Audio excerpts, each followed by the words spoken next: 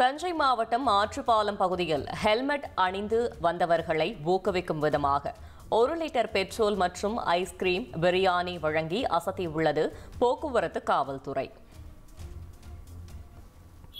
Helmet போடாதவங்களுக்கு case போட்டுட்டு இருக்கோம், அப்படித்தானே? அப்ப அதே பண்ணி போர் அடிச்சு போச்சு. ஹெல்மெட் போட்டு வரவங்களுக்கு பாராட்டி கிட்டத்தட்ட 4 வருஷமா ஏகப்படுத்து பண்ணிக்கிட்டு இருக்கோம்.